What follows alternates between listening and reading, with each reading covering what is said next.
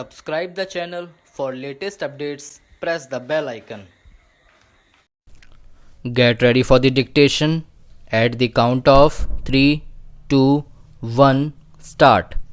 That does not mean that I dislike language being a very important matter in our administration or education or culture. I recognize that the language of the people is a vital matter for their development, whether it is education, administration, or any other matter. But there is a distinction between developing the language to the fullest extent and this passion for building up a wall around a linguistic area and calling it a border. I completely accept the statement that people cannot really grow except through their language, but it does not follow that in order to make them and their language grow, a barrier must be erected between them and others. The various language areas in India represent the development of history through the ages.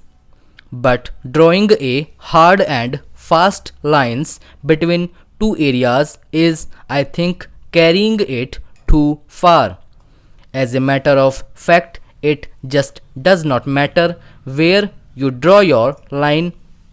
If you judge a border purely from the linguistic point of view, you will be going against the wishes of many people. Invariably, there are bilingual areas. As long as you cannot prevent people of one state from going to another, there will always be bilingual areas. Are you going to stop, contrary to the dictates of the constitution, the movement of workers or of other people from one state to another? You cannot. Therefore, whatever fixed line you may draw, people on one side may be attracted to the other and move there and thus change the linguistic composition of the state or of the border area. Are we going to sit down every few years and say the language ratio of this particular tehsil or taluk has changed and therefore it should be taken out of this state and put into another? You must realize that while there are clearly marked linguistic regions, there are also bilingual areas and even trilingual areas between two such regions.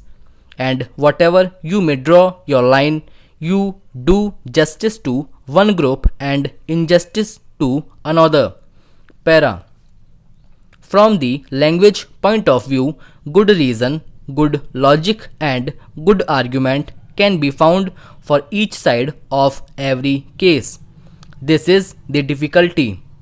If there was logic only on one side, we could decide easily, but there is logic on both sides and the two logics conflict and the same to be balanced.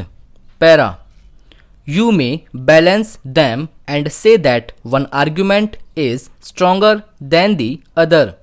But generally, if the case of one side appears better, the case of the other side seems pretty good too. Maps and census figures have become the fashion now. Are we to weigh in a balance how many individuals speak one language and how many speak another?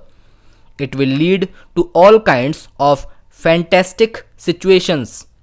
I submit that we must consider this matter separately from the question of language. Of course, all the great languages of India which are mentioned in the constitution have to be developed. I would go a step further and say that even those in the northeast frontier area and elsewhere ought to be developed. Further, the development of one language should not be and cannot be at the expense of the other. I am convinced that the development of any one of the great languages of India helps the development of the other languages. It is my privilege, however unworthy I might be, of being the president of the Sahitya Academy, started a year or two ago, where we deal with all the languages of India and try to encourage them. The more we discuss these matters, the more we see that encouragement, development, and growth of one language result in advantage to the other Indian languages also. Para.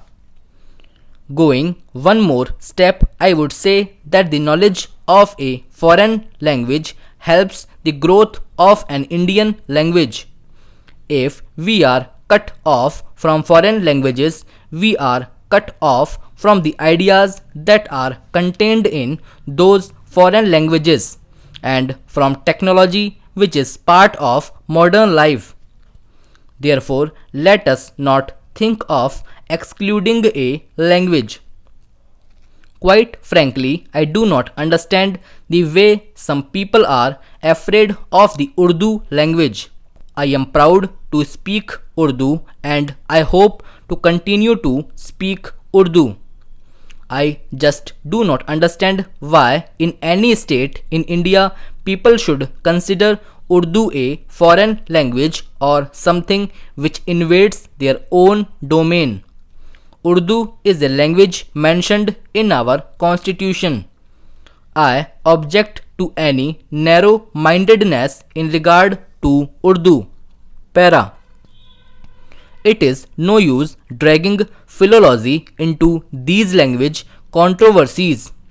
Take the Punjabi language.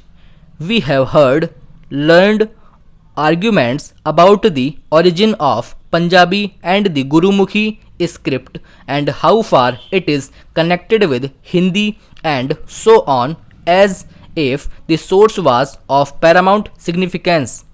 What matters is what people do today. Let scholars go into the past of Gurumukhi and Hindi. If people in the Punjab or elsewhere wish to use it, let them use. Stop.